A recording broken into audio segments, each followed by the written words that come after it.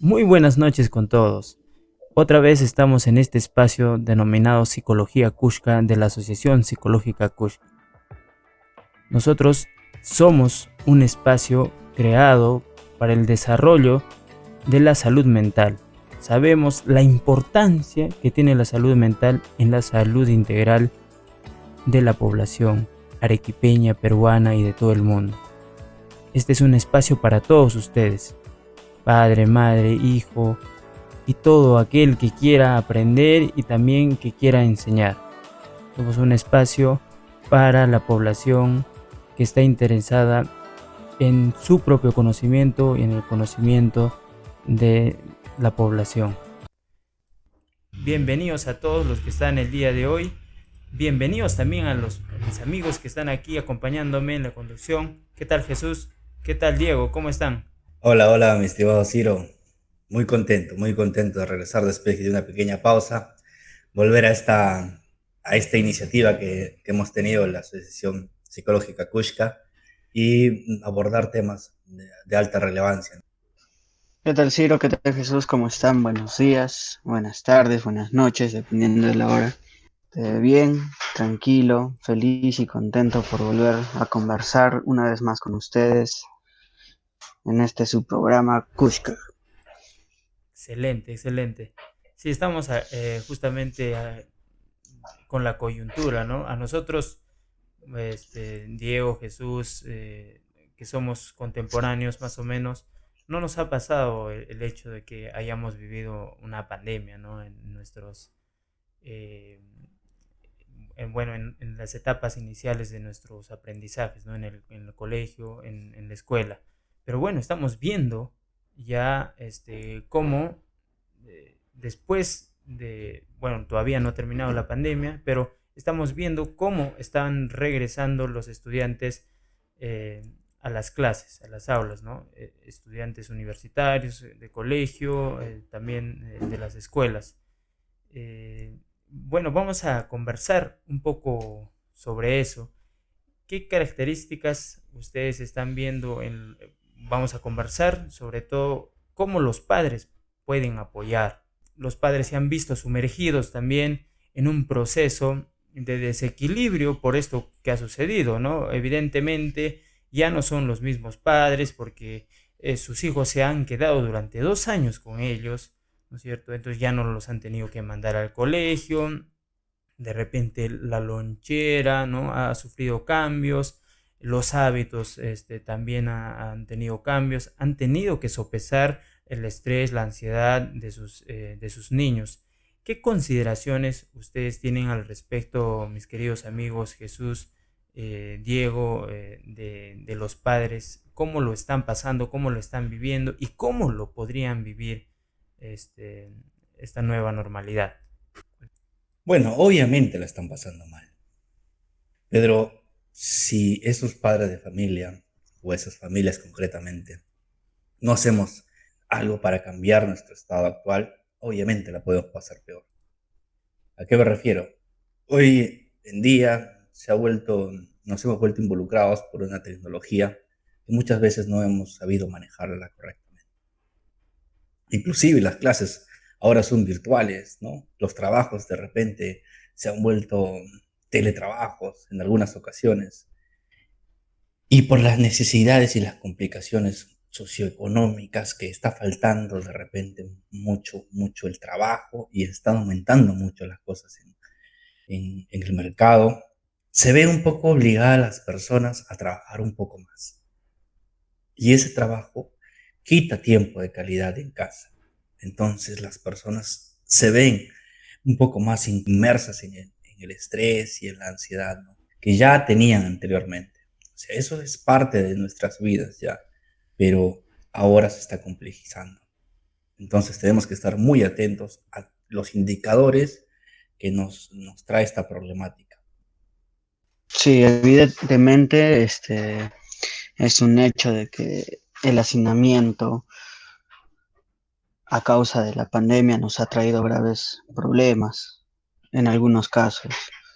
El hecho de estar en un espacio limitado, reducido, o el hecho de pensar siquiera de que no vamos a poder salir de casa, que vamos a estar prácticamente encerrados, ha llevado a muchas personas, padres de familia sobre todo, a presentarse ciertas molestias, y estas molestias van a ser canalizadas o expresadas de tal vez no la forma más adecuada, ¿no? De tal vez la manera más impulsiva en algunos casos, ¿no? Y quienes van a ser las primeras personas que van a ver, o los primeros en sufrir las consecuencias de este hecho son los niños. Los niños se encuentran en un proceso de aprendizaje, se encuentran reconociendo sus emociones, están identificando esas emociones, y ellos no saben o están aprendiendo cómo expresarlas, ¿no? Entonces, al ver en sus padres o en personas adultas, tal vez no las reacciones no necesariamente más adecuadas, eh, ellos van a imitar eso, van a imitar o van a creer de lo que están viendo, lo que están observando es la forma más eficaz de expresar esas emociones. Así es, Diego, sí, bueno, sí, las emociones, ¿no? Se han visto también perjudicadas por varias cosas, ¿no? Por ejemplo, la ansiedad social, ¿no es cierto? Este requerimiento que, que exige estar en compañía de otros, en este caso de compañeros, ¿no? De estudiantes compañeros, de niños, eh, ha habido, ¿no es cierto?, una cierta, la energía se ha guardado, o sea, toda esa energía que requiere, ¿no?, el juego con los amigos, con las amistades, la recreación, ¿no es cierto?, la conversación con otros, con los pares, ha sido acumulada, se ha ido acumulando, ¿no? Entonces, este es un primer problema con el que los padres han tenido que lidiar de distinta manera, como estaba diciendo Diego. Muchos no han sabido canalizar, muchos niños, esta abundancia, ¿no?, de esta energía, ¿no?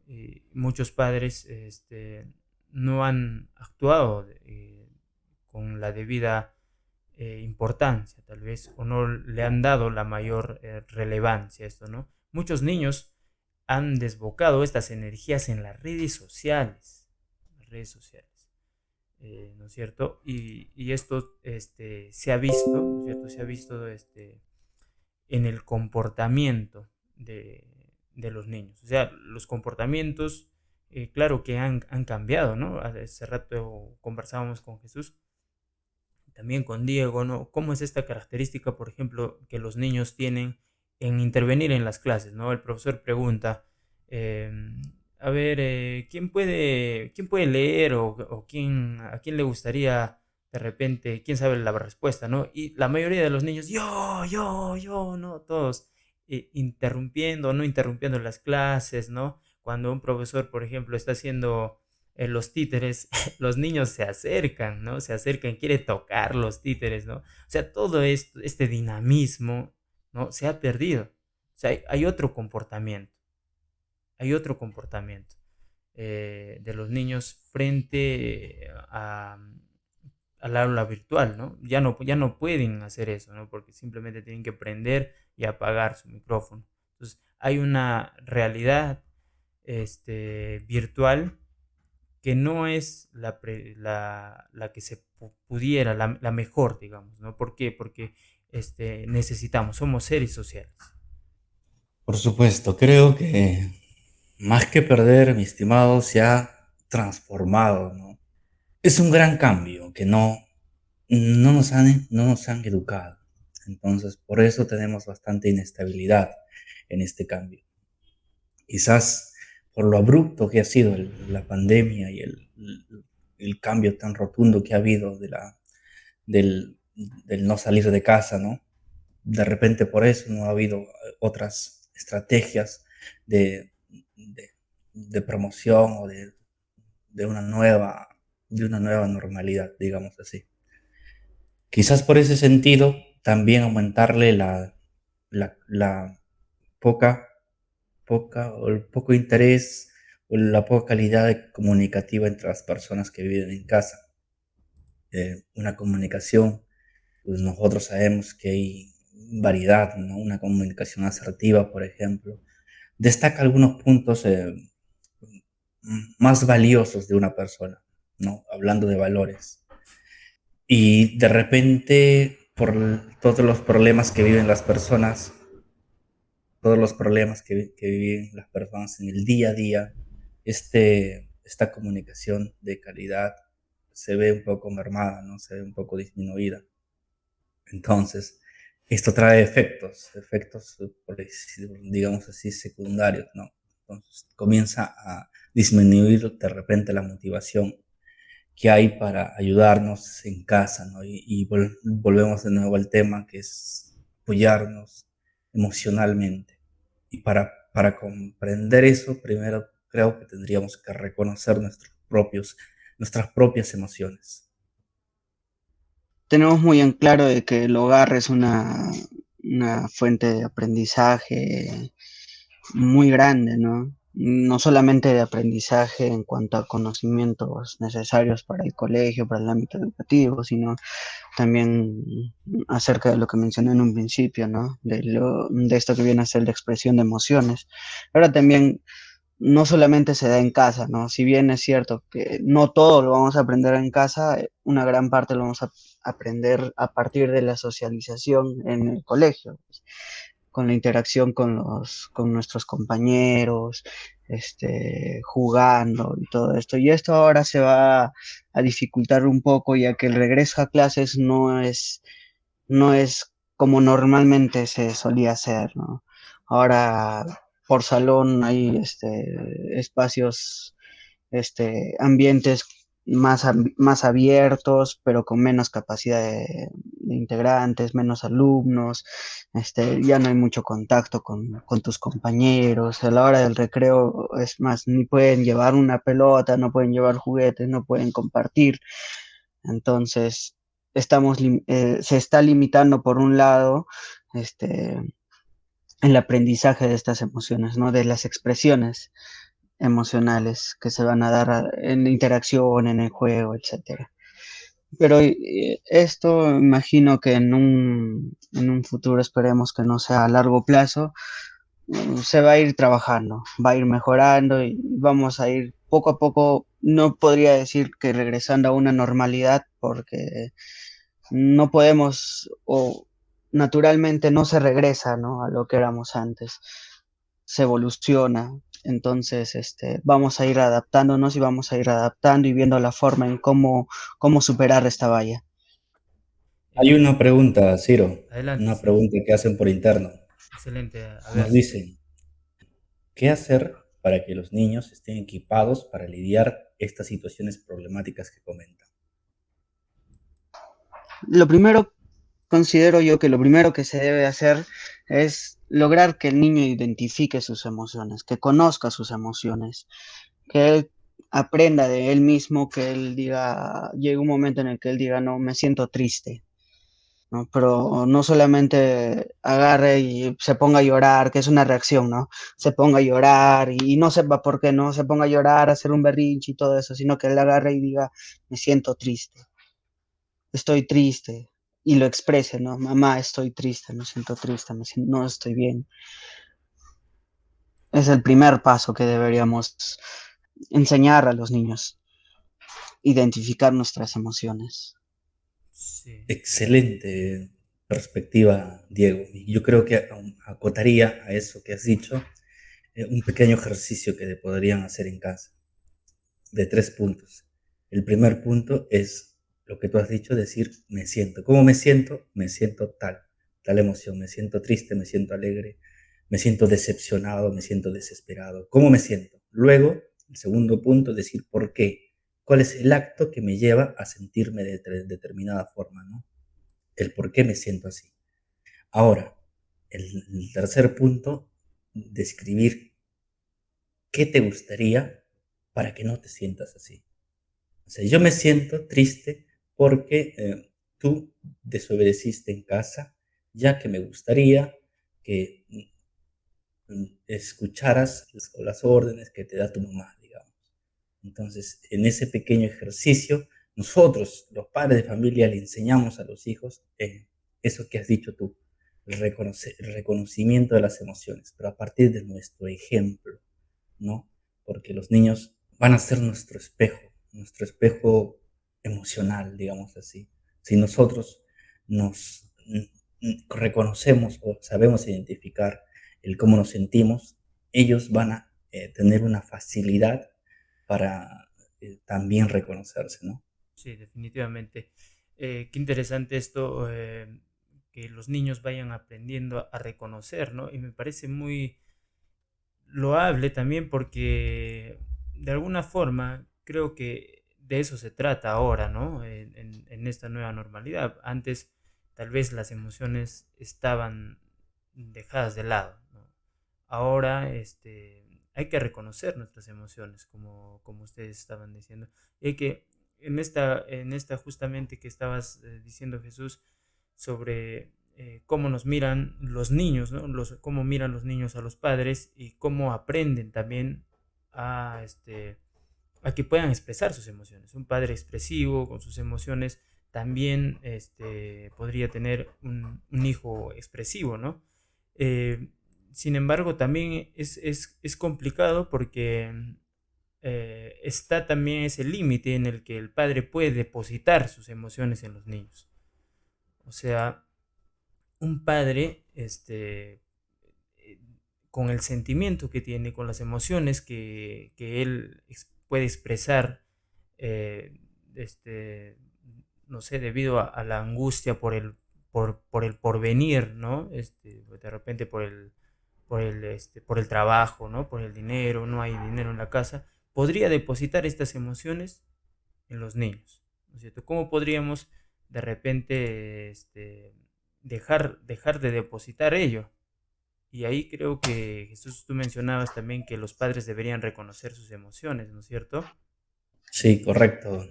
Podemos proporcionarle otro ejercicio. Podemos utilizarlo también, de repente un poco más cognitivamente, ¿no? Pensando un poco más en el cambio que en la emoción actual que podamos sentir. Digamos que entendemos nuestro estado emocional como un semáforo, ¿ya? Un semáforo que tiene una luz roja, una luz amarilla, una luz verde. Entonces, nuestra luz roja es que hemos llegado a un estado alto, por ejemplo, de ira, de enojo, ¿no? Que muchas veces pasa lo que tú dices, que llevamos toda la carga emocional del trajín del día a casa, y en casa lo expresamos de una manera errada, se podría decir. O si no quieres decirlo errada, ponle mal maniobrado, mal manejado.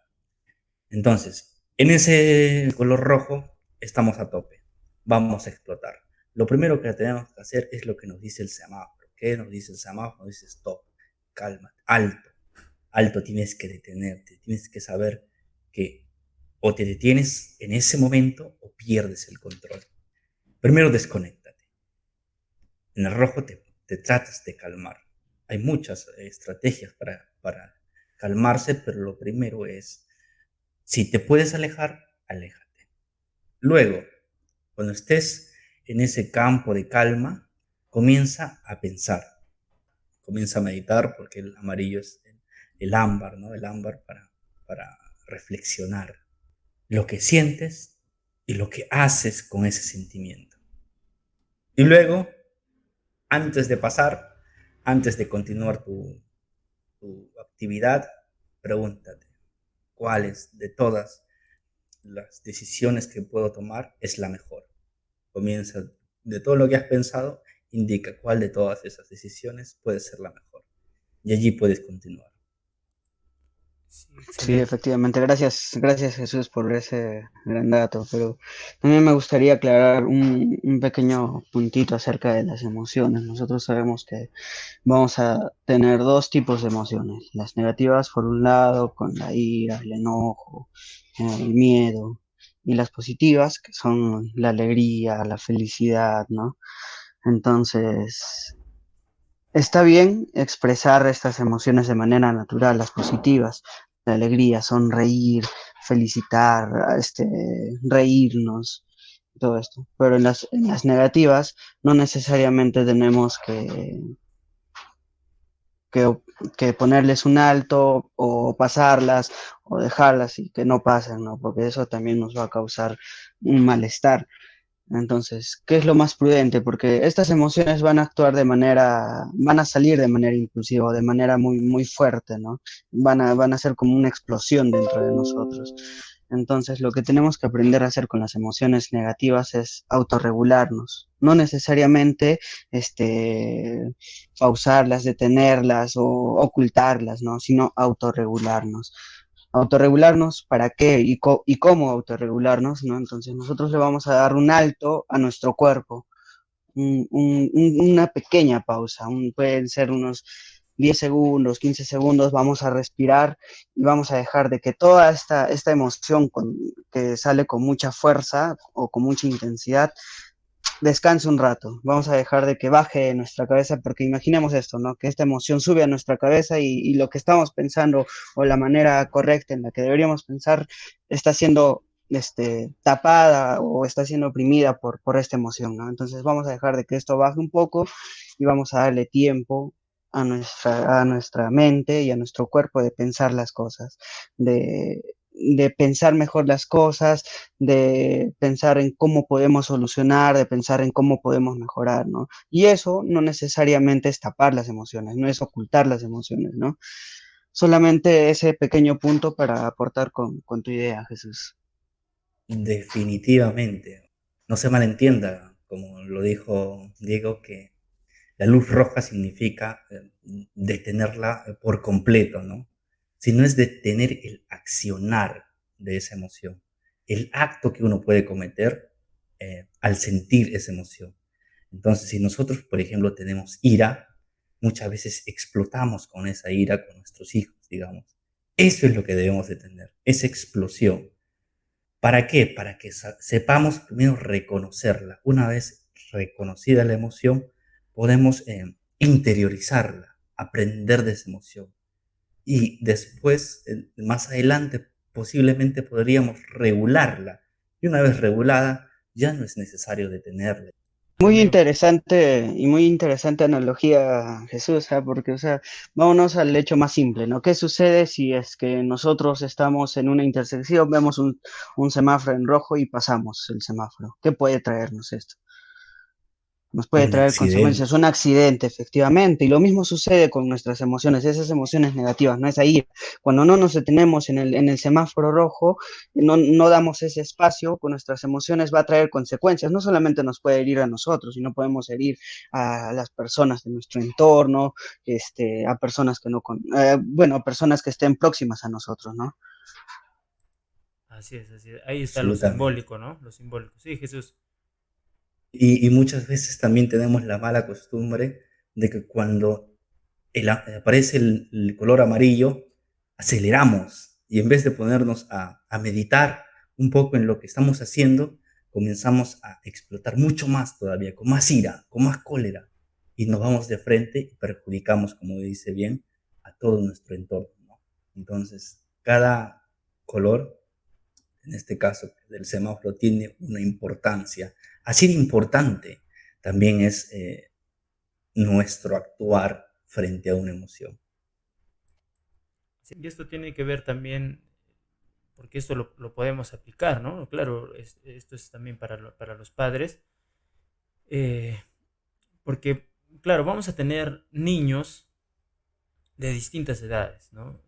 Tenemos niños que están yendo al jardín, que están yendo a la escuela, ¿no? Eh, esta capacidad de poder, de poder lidiar con nuestras emociones nos va a servir para cada una de estas edades, ¿no? Aunque no van a ser, por supuesto, las mismas, ¿no? Un niño de tal vez de 0 a 2 años aparentemente no va a dar cuenta de lo que está sucediendo, ¿no? Así como un niño de mayor edad, claro que va a tener mayores preguntas, la angustia también va a estar ahí, ¿no? podemos de repente explicar también las nuevas rutinas, ¿no? A los niños y las nuevas reglas que se están dando en los colegios, en el ámbito de la escuela, en el ámbito educativo, ¿no? Y para ello también los padres tenemos que estar al tanto, ¿no? Si es, por ejemplo, muchos, no sé si creo que la mayoría de colegios han regresado a la presencialidad, pero supongo que hay todavía algún índice de lo que es la virtualidad. Entonces, los padres tienen que estar informados de lo que está sucediendo para poder explicar, ¿no? Y ahora los niños, nuestros estudiantes, van a volver a un nuevo equilibrio, ¿no? Que es la nueva normalidad. Esta nueva normalidad tiene distintos, ha cambiado, obviamente, ¿no es cierto? Ha cambiado, entonces ya no es lo mismo. Cuando uno encuentra algo distinto, ya no lo siente tan seguro, ¿no? Esa diferencia marca la seguridad. No es como cuando yo voy todos los días al mismo colegio y está de la misma forma, yo lo encuentro seguro, ¿no? Ahora todos tenemos que ir con cubrebocas, etcétera, etcétera, como estaban diciendo, ¿no? No están, nuestra aula no está repleta, ¿no? Hay pocos estudiantes, etcétera, etcétera. Entonces, ahí hay que validar esos sentimientos. Muchas veces negamos los sentimientos que tienen los niños. No, no, esto es cualquier cosa, no, solamente es un berrinche, ¿no? Hay que validar los sentimientos, respetar las acciones que tengan los niños, ¿no? Es decir, es lícito, es normal y hasta cierto punto bueno que tengan miedo, ¿no es cierto? Hay que transmitir también calma, ¿no? Preguntarles cómo están, como decíamos, ¿no? Y si hay este desequilibrio, no vemos esta continuidad, ha cambiado la escuela, ha cambiado el colegio, darles un poquito de eso que no ha cambiado, ¿no? Sigue teniendo algunos compañeros que están ahí, ¿no es cierto? Los padres van a seguir estando con ellos, van a seguir esperándolos, ¿no?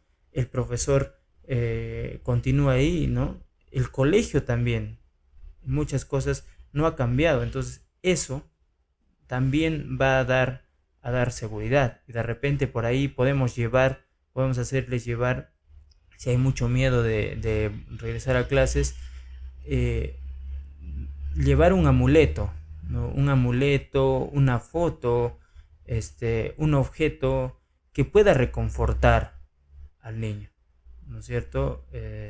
Jesús, Diego.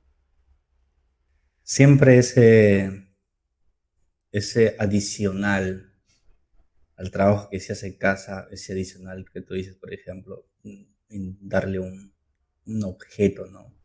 Que el niño identifique como algo protector para él, se manifiesta dentro de el comportamiento del niño. El niño sentir la seguridad para, para hablar, por ejemplo, sentirse seguro porque en ese amuleto no solamente se esconde un objeto, sino las emociones que ha podido aprender en casa, el apoyo que tiene de sus padres. Si su padre le dio con cariño, va a sentir ese respaldo. Eso es lo que se interpreta con los amuletos, ¿no? La interpretación del niño para con ese objeto. Todas las actividades o lo que se haga con el niño al final lo va a terminar ayudando. También tener en cuenta que hoy, por ejemplo, hoy en día se habla mucho de la empatía, ¿no? Que es básicamente ponerse en los zapatos del otro y tratar de comprenderlo. Entonces nosotros, como padres de familia, para comprender los sentimientos o las emociones que estamos diciendo del niño, tenemos que ponernos en sus zapatos, ¿no? Porque ellos no piensan, no sienten igual que nosotros. Son personas independientes, emocional y físicamente. Pero hay que tener en cuenta que no solamente la empatía es ponerse en los zapatos del otro, sino también ponerse en los zapatos del otro sabiendo que esos no son nuestros zapatos. Tenemos que entender que los sentimientos del niño no son nuestros sentimientos y su accionar tampoco es nuestro accionar. Y del mismo caso, que los padres no crean que porque ellos están ya reconociendo emociones, los niños van a tener que asimilarlo de la misma manera. Ellos están en otro mundo, en otras actividades, en otro pensar, en otro pensamiento, ¿no? Entonces tenemos que tener paciencia, tenemos que tener mucho esfuerzo y tenemos que trabajar en base al amor, ¿no? No a la ira, ¿no? De repente, si no aprende, oye, ¿por qué no aprendes? Ten. Y muchas veces se llega a la violencia, ¿no? En casa. Entonces tenemos que considerar que las emociones, tanto positivas como negativas, se pueden sentir, se pueden compartir, pero siguen siendo emociones particulares. Cada quien lo siente a su manera, cada quien se comporta a su manera. Entonces tenemos que respetar en primera instancia. Claro. Respetar los mundos, Ujú. ¿no, Diego? Sí, sí. Sí, sí, efectivamente.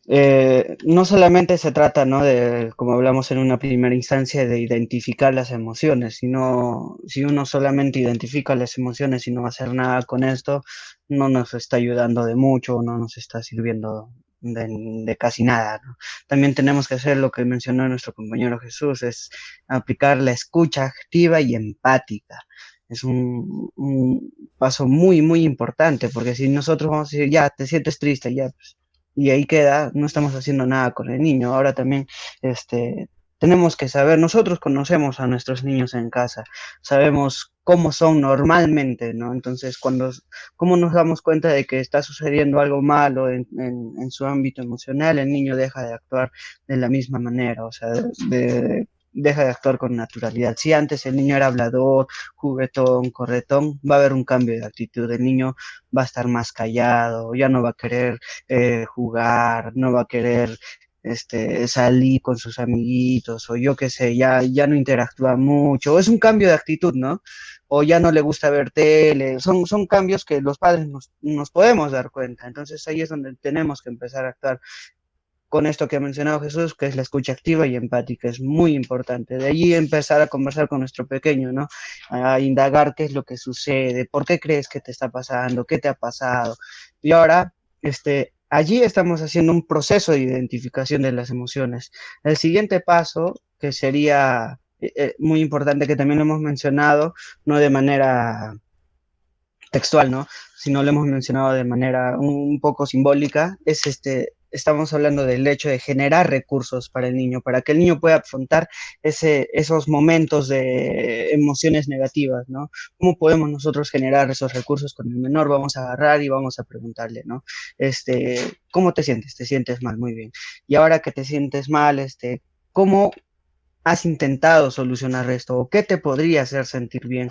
¿O qué te hace sentir peor, ¿no? O sea, ¿qué te lleva a esto? Y el niño va descubriendo qué cosas le van a hacer daño, le van a llevar a esas emociones, y también va descubriendo o va aprendiendo cómo solucionar o cómo enfrentar estos problemas, estas emociones negativas, cómo enfrentarlas, ¿no? Ahora, no solamente se va a quedar allí en generar recursos, sino vamos a organizar un plan, va a haber un plan de acción para intervenir en estas emociones negativas, ¿no? Con el niño, ya, mira, entonces, te ha pasado esto de que ya has empezado a sentirte mal, entonces, ahora, ¿qué podemos hacer? Ya, vamos a ver en qué situaciones y cómo debemos de actuar. ¿Cómo vamos a actuar? Vamos a pensarlo, vamos a tomarnos nuestro espacio de respiración, digámoslo así, ¿no?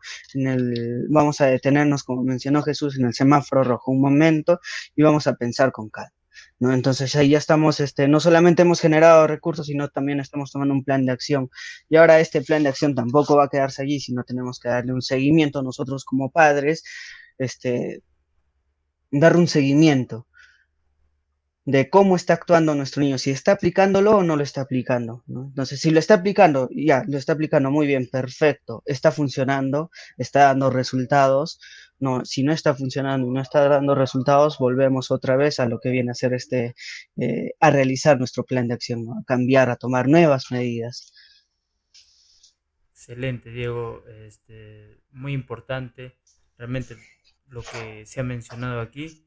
Creo que es un gran apoyo para nuestros padres de familia que están viendo regresar a sus hijos a las clases. Y bueno, creo que ya estamos llegando también a la etapa final. Realmente ha sido un placer conversar con ustedes, queridos amigos, y todos los que nos están escuchando. Gracias por la pregunta también que nos hicieron por ahí. Realmente ha sido un día espléndido con ustedes.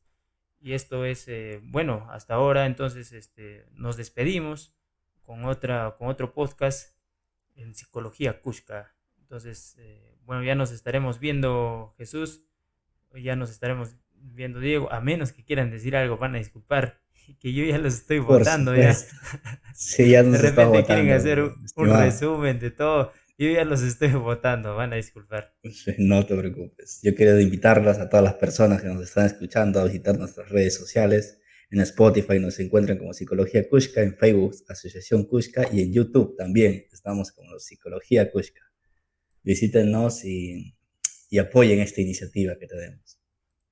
Excelente, Jesús, excelente. Sí, también si tienen tal vez algún tema que quieran, del cual quieran saber un poco más, pueden escribirnos también a los números telefónicos, a nuestros WhatsApps, al correo, al Facebook, a todas nuestras redes sociales y no se vayan sin darnos la manito arriba, el pulgar arriba, ¿no? Eso. Un like. Muy bien, Hasta una próxima oportunidad. Que les vaya muy bien, Ciro, Jesús y a todos nuestros oyentes. muchas gracias, Diego. Entonces, esto ha sido Psicología Kushka. ¡Tururú!